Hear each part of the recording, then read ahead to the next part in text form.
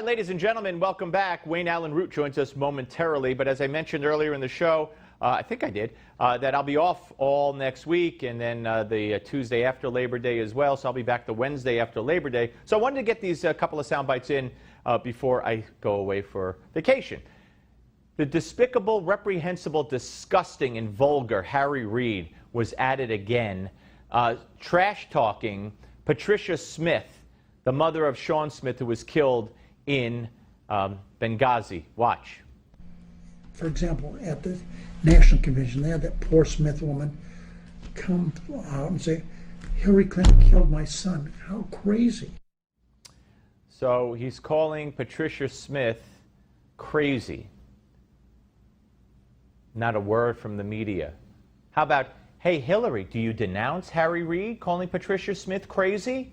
Media couldn't care less because we're at war with the media. I told you that before. The media is staking everything. They're dedicated to electing Hillary Clinton president. Harry Reid could have called her anything he wanted, and they'd never bring it up.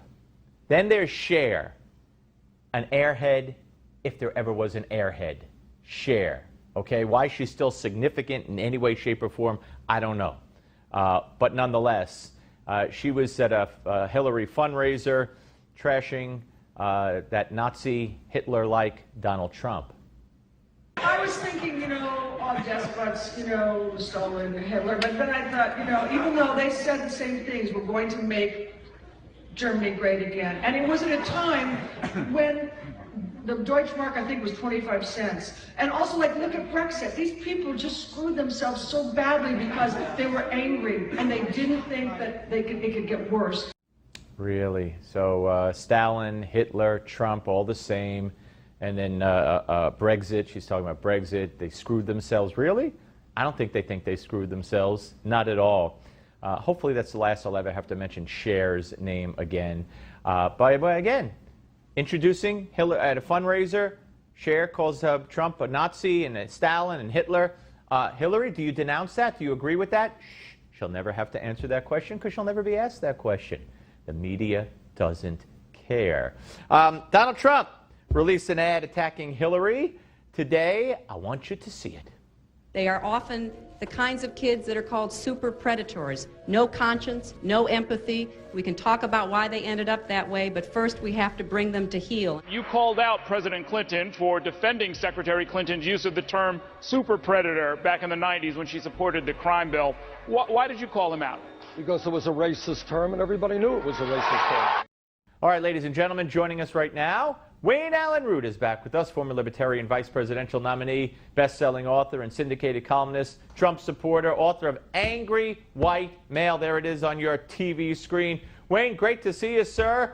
Thanks, Steve. Yeah, so you saw that, the little clip there of Hillary, being accused of being racist, and we had Cher and calling him a Nazi and whatever, and your senator, because you're from Nevada, unfortunately for you, with Harry Reid, trashing Patricia Smith, and Hillary will not be asked about any of these things by the media. Well, you know what I think. I'm the guy who wrote Angry White Male, and she's talking about Trump being a KKKer right. and all the extreme, what is it, alt-right is the new term, the extreme right-wing is alt-right. Yeah. And I got to tell you, all of it is a distraction. That's why I wrote this book. This book is actually not about race. It's about the fact that the economy's falling apart, and that's why I'm angry, and I happen to be a white male, so I'm angry. If you were black, it would be called Angry Black Male. If you were Asian, it's Angry Asian Male. It's got nothing to do with white or black, but Hillary's entire life and Obama's entire life is about race, diversity, fairness, equality, you name it, racial equality, and social justice, and none of it works. And the proof was today, the new GDP revisions came out. Right, 1.1, 1.2 wasn't bad enough. Now it's 1.1. Right. My point is, when you place your stress on racial equality and diversity, you ruin the United States economy. Taxes and universal health care, or whatever you want to call Obamacare. I think it already is universal health care. And major regulations and climate change and IRS audits, they all muck up the economy. And that's why no one's spending money. And that's why businesses are failing left and right.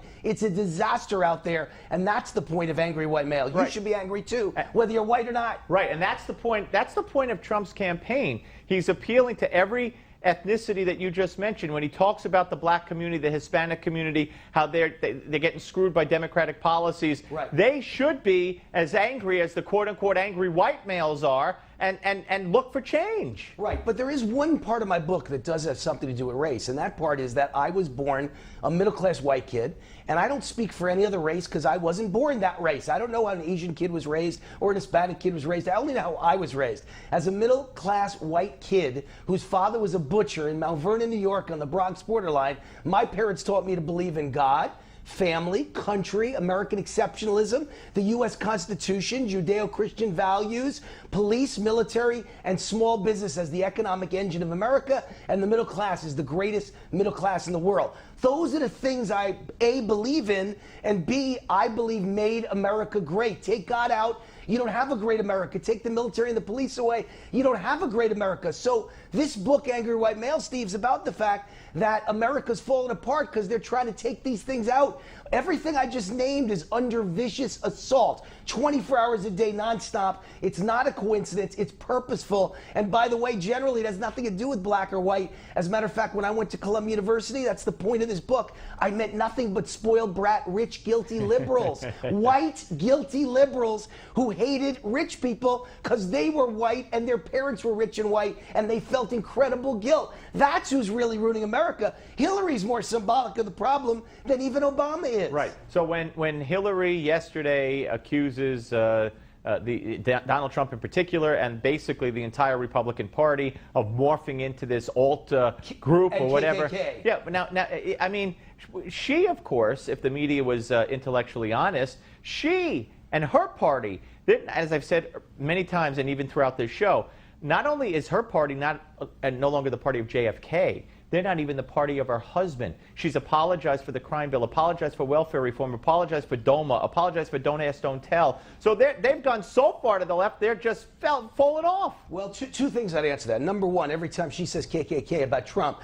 Trump would say, yeah, well, your GDP. Gross domestic poverty. Everything you create is poverty. The GDP is 1.1. It shouldn't be gross domestic product. For liberals, it's gross domestic poverty. They create poverty and shared misery. That's what Jimmy Carter created. That's what Obama created. And Hillary wants to be the third term of Obama. Their policies create Cuba, Venezuela, Greece. You name the country that's ever tried socialism or socialism light, and they're all falling into disrepair. We got a and minute. disaster. I want you to explain how bad 1.1 GDP growth is. Well, it's a disaster. It means there is no growth. It means that businesses aren't opening. I've got all the stats in my book. I predicted it all. I warned about it all. All the research has been done as an angry white male that proves there's no business startups anymore in America outside a couple areas. New York City is one, and Washington, D.C. is two, and the third one's Austin, Texas. There are some internet high-tech startups in those areas. In the rest of the United States, it's a barren desert, Steve. There's no startups. And why is that important? Without startups, there's no middle-class jobs. And without middle-class jobs, there's no GDP, right, and there's no retail spending. The country's in trouble. That's why I'm an angry white male. You got to be angry, too. The book is Angry White Male by Wayne Allyn Root. Always good to see you, sir. Thanks, Steve. Appreciate you coming on. All right, folks, up next, we'll talk to Orrin Hudson, founder of Be Someone, Inc. But first, as many of you know, today is National Dog Day, but I bet you don't know what your legal responsibility as a dog owner is or are. Presuming you are one, well, Alan Dershowitz knows, and he is next. Don't miss this.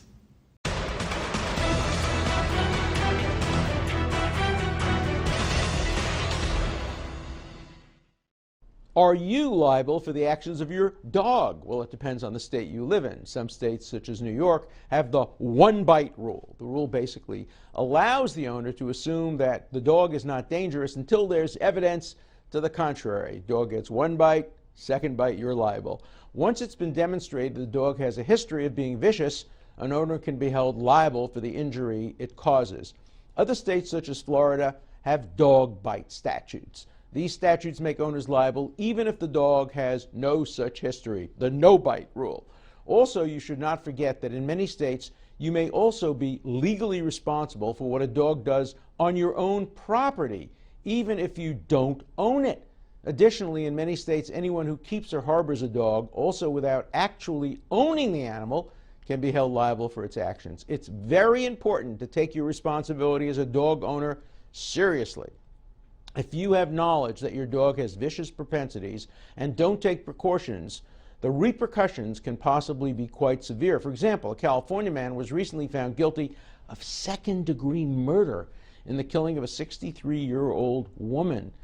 The man's 4 pit bulls killed the woman, and the prosecutors argued and convinced the jury that the pit bulls were essentially murder weapons because the man had prior knowledge that the dogs were potentially a danger to human life.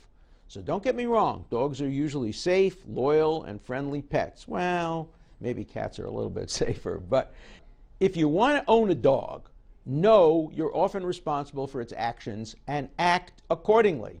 I'm Alan Dershowitz for Newsmax TV.